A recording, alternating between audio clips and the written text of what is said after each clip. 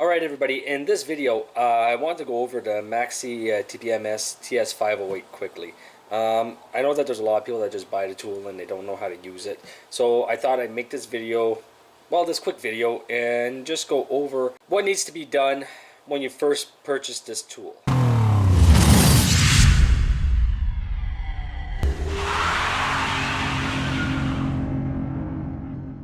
Alright, so the first thing that you're going to want to do whenever you do purchase this tool is actually go on auteltech.com, open up an account with them. It's free, it doesn't cost anything. And from there, what you are going to do is that you are going to take and download the PC software in order to update the tool and also start the warranty of the tool. So until the tool has been registered with Autel, the warranty is basically null and void for the tool. Alright, because they don't know when you purchased it, they don't know when you activated it, so you really have to take and do that step in order to get this tool operational if you want. So after you take and you make your account, download PC Suite, register the tool, and then take and update the tool on top of it. All that can be done with PC Suite. Okay, it's really just a plug and go operation.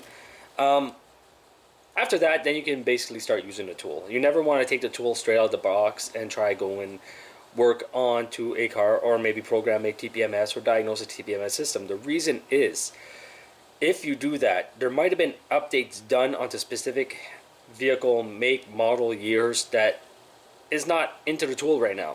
So if you take and you try to use the tool, it might not work properly, and it might just be because there was a software update that needed to be done. Alright, so with that being said, the tool is very, very simple to use. Alright, let's go down to my device first. I don't know how well this is going to show up with the glare, but I'll try to get you guys in here. Alright, let's go down to my device. Alright, so in my device you will see update, settings, and about. Alright, whenever you go to update the tool, you have to go through the update. Alright, it'll say connect to the PC or whatever, but just follow whatever they tell you to do. Alright, after that we also have some settings. In the settings we can pick our market, our language. ID format is on hex, so if you guys don't know what a hexadecimal is, it's just basically a way for the system to identify the codes. Alright, the pressure units are in kPa. You can change that. Alright, if we click on yes, we can put it to PSI or into bar. I just got this tool not that long ago, so I haven't really done anything with it. Temp unit Celsius, I'm good with that. Distance unit kilometers, and beep set on. So we can even turn off the beep if we find it too annoying. Alright, I don't know if you guys are seeing that. I hope so, because the glare is horrible. Alright, that's a little bit better. Alright, so you can get the beep set. You can take that off if you don't like it. I don't mind it, so I'm just going to keep it on. Alright, so that is that. Now about your tool, it's going to give you all the information about your tool. Alright, now if we go back to the main screen again, we can review some data. Alright, there's no data available because I have not saved any data into this. If you do save some data, you can leave it in here and you can review it at a later time. Your latest test is going to be the test that you have already performed. Alright, so this was my latest test that I did. We could see over here, it showed that I had 0.04 psi onto a sensor, which is not good, obviously. And it also showed that this sensor over here had a bad battery into it. So I opted for the client to replace this sensor and also replace the other sensor due to the low battery. Alright, so very, very quick in order to try and make some extra money or even identify if there could be a potential issue in the future on the TPMS sensors. So from there, we can go to our toolkit. Alright, RKE and RF monitor. Alright, so press any fob button. So on top of being able to take and diagnose a TPMS system, alright, if I just take a remote, okay, it's able to test my remote to see if my RF frequency is actually there. I'll go with my remote starter. You see?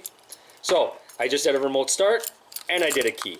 So anytime that I do any diagnosis, I have other tools for this, but if you only have the Maxi TPMS, you can use the Maxi TPMS in order to diagnose a remote that might not be working, or have a weak signal, okay?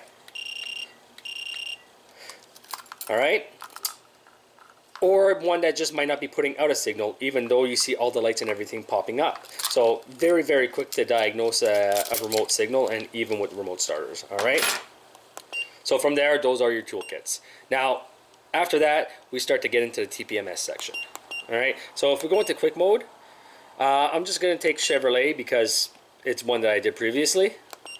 I'm going to take the Cruise, I'm going to take 2016, and from here what we can do is that we can scan all our sensors, scan a single sensor, we can program a sensor, do the relearn procedure, and sensor information. Alright, so if I want to take and I want to scan all the sensors, clear the previous data from the tool. That's going to be the data that I did onto my previous vehicle. We're going to press yes. Alright, so from there, let's just say that I needed a sensor.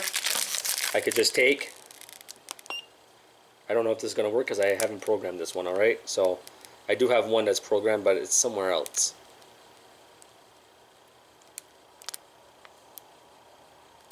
And this one's not going to work because it's not programmed. Or I might even say multiple sensors because I have other sensors around. Let me check my other one real quick. Yeah, this one's not going to work right now, okay? But anyway, from here, what you would do is just go around the vehicle and scan each and every single wheel based on the diagram. So if they tell you to do front left, then front right, then rear left. So that's the order that you would go, all right? So from there, then we could scan a single sensor, all right? Let's try this one, see if it works. I do have another one here. I might have to program one. I'm going to show you guys how to program them after also. Alright, so this one's not going to work because it's not on. Alright, so from there, we'll go and we'll program a sensor. That will be better. Alright, so we can copy by activation. Okay, we can copy by manual input, which means, so if we activate this sensor, it's going to copy it. We can copy by manual input, which means if we take and we get the numbers that are actually onto this sensor, we can put them in manually and then we can program it, or we can auto create a sensor, which is what we're actually going to do. Alright, so I'm just going to stick the sensor in. I don't want to open it because it is brand new. And what we're going to do is just press the yes button. Let's see. Okay. Oh, sorry, wrong one. We want to go down to auto create. Alright, so from here, what it's doing is that it's looking for this sensor. Now it's going to say that either one sensor is found or 3 sensors are found, because I do have 3 sensors on the bench over here. Okay, so see, it says that there was 2 sensors detected. So what I'm going to do is just take these ones. I'm going to move them away. Okay, we're just going to press cancel. And now we're going to redo it, just to make sure that there is no other sensors around, because we only want this one sensor being seen. So it's very important to keep them as far away as possible from the unit, okay? Because what this is doing is sending out a frequency, and that frequency could bounce off and actually hit other sensors and then bounce back, all right? So we're going to just click yes. So right now it's going to go through and program the sensor. It's that simple when you're programming a sensor. But you have to make sure that you are on the proper vehicle with the proper frequency in order to get the sensor to work properly, all right? Because let's just say Chevrolet uses codes like 1, 2, 3, 4, and if you go to Honda might use 2, 3, 4, 5. So always make sure that you're programming the sensor based on the vehicle make and model and year, all right? So right there, now we actually have a sensor. Perfect. So now we're going to click no, because this would be the sensor. Now what we could do from there is actually take this, install it on the wheel, and go around and actually program the sensors. Okay, so now I'm going to try a single sensor scan, and we're going to see if it works, which it should. Right, now that the sensor has been programmed, it's you are able to see it. Okay, so now these sensors, if I'm not mistaken, are reusable. Don't quote me on that, but I believe they are reusable. So if you take and you change your wheels, you could take and program it to another sensor afterwards, or another frequency. So this sensor does 315 and 433. Okay, now we're just going to exit that because that is pretty much done. Now on this one, they give you a relearn procedure. Okay, they just tell you to use a actually if you take and you scroll down, they give you how to enter the relearn procedure. All right, and just keep going. Now what I do, I normally don't do the relearn procedure in the quick method. All right. Oh yeah, and also, so after that we have the relearn procedure. The relearn procedure is just to relearn the sensors onto the vehicle. All right. After that we have sensor information. If we click on this, what ends up happening, it gives us our MX sensor information, which would be the Autel sensors, and we also have the OE sensor information, so it'll give you a part number. So if we come on here, OE part number, number on sensor. All right. So from there you can get your OE part number, you can search for it and try to see if you can find an equivalent if you ever needed to. All right. But typically, if you have an MX sensor, you are fine. All right. So after that, that is the quick mode.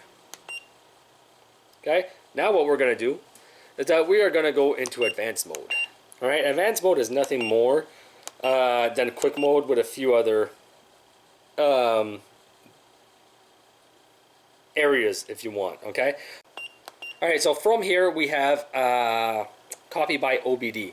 Now, when you copy by OBD, what that means is that you're going to go and plug this tool up to the vehicle, and it's going to get all the sensor information, and then it's going to input that information back in afterwards. We're going to copy by activation, which just means that we're going to activate each and it's going to copy it. All right. So give you an left front sensor ID. So we would go and copy by activation. All right. We would scan it and see what it gives us. So I press this, and then it would put that one there, and then I would just keep going around. All right. So, but we're not going to do that. So we're just going to back out. Now copy by manual input, like I said, enter the hex numbers. All right. So you actually have to find the hex numbers on this and enter them manually. Okay. Or auto create, which I already showed you guys how to do with the Autel sensor. Okay. So after that, we are going to have position relearn, which I just went over. But there's, when you're in advance, you can do it with a different function. All right. So I always do OBD relearn. Why? Because I would rather plug the tool up and let the tool take care of everything instead of me having to manually input stuff. All right. Or stationary relearn, you could do this. You just have to follow all the instructions that they say to do onto this. All right. But if you don't have the proper tool, you can't really do a stationary relearn. You can do it with the Autel, which is great. But if you don't follow the prompts and try relearn, because it's never going to work. All right. And from there, we just have our copy button. Okay. Position relearn by copy. So we're going to copy by activation. Method 2, copy by OBD2. All right. So I'm okay with that. And like I said, typically all I do is OBD relearn. So what I end up doing is always program my sensor for the vehicle, take and install the sensor, and then after the sensor is installed, I come over and I go to the advanced settings or advanced methods, and I just follow the prompts for OBD relearn. All right, which would be position relearn onto the advanced. Okay, so that is the breakdown of the Maxi TPMS TS508. Very great tool, very powerful. And yeah, I hope this little video helps people actually use the tool and give you an idea of what its capabilities are and what it can't do. So, like I said, I hope you guys enjoyed this quick video. And as always, I will see you guys next time.